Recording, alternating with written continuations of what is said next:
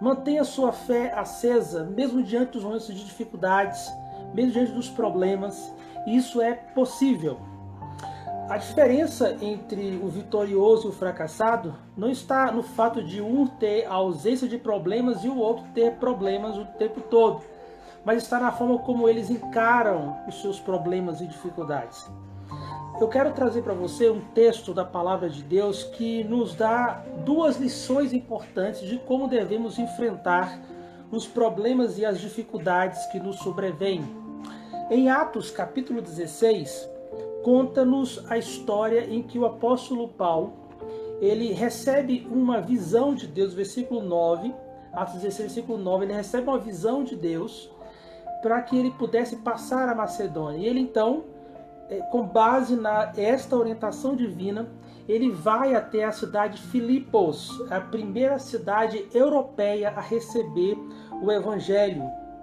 E no versículo 22, nos conta que a multidão se levantou contra eles, os pretores, que eram os soldados daquela época, a polícia daquela época, rasgaram suas vestes, o Paulo e Silas, e os açoitaram.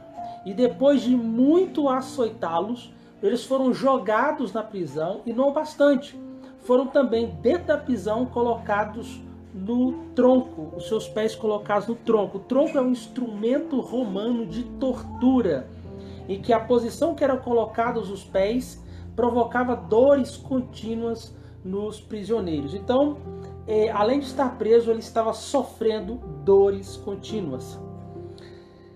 Mesmo ele recebendo a orientação divina, ele estava em um momento agora de sofrimento. Mesmo diante da vontade de Deus, não significa ausência de problemas e dificuldades. Quando nós recebemos uma orientação de Deus e as coisas dão certo, é uma coisa, mas quando as coisas começam a dar errado, aí nós passamos a questionar Deus, a culpar as pessoas, ou achar que a gente não entendeu muito bem a visão de Deus para nós. Não é verdade? Talvez você tenha perdido o emprego, ou talvez tenha deixado um trabalho porque não aceitava as propostas de suborno, ou o que estava fazendo lá você percebia que não era da vontade de Deus. Talvez você teve que terminar um relacionamento, um namoro, um noivado, uma amizade com alguém, porque você percebeu que aquele tipo de relacionamento estava desagradando a vontade de Deus, ou não era a pessoa certa de Deus para a sua vida.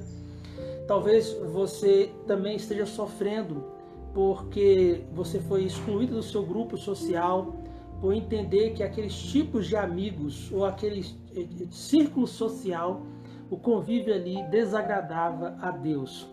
E por isso você esteja hoje passando por sofrimentos pelas escolhas certas que você fez ou por ter seguido uma orientação de Deus. É verdade, mesmo dentro da vontade de Deus, não significa necessariamente a ausência de problemas e de dificuldades. Precisamos aprender a fazer a coisa certa, mesmo que isso não signifique ausência de dificuldades. Paulo entendeu isso perfeitamente. Tanto que mesmo recebendo aquela orientação de Deus, ele tomou aquela decisão, mesmo agora no momento de sofrimento, preso e sofrendo aquelas torturas.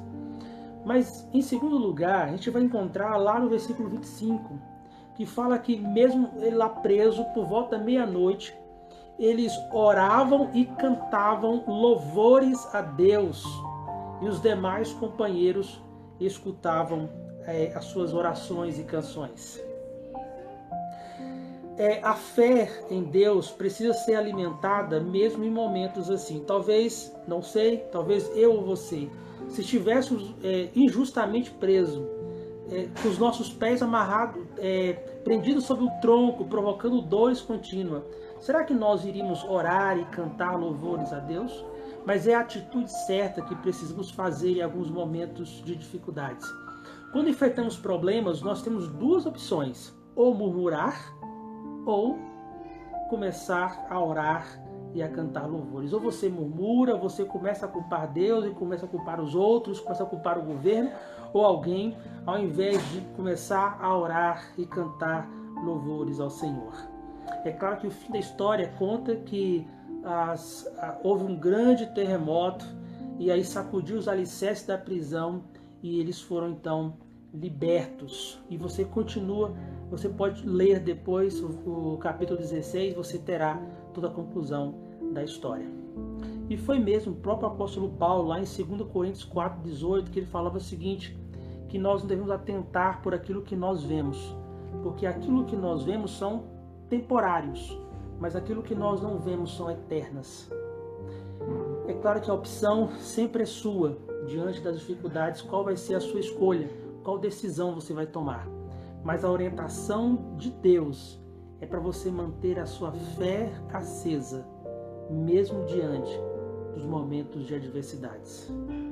Deus abençoe sua vida. Olá, tudo bem?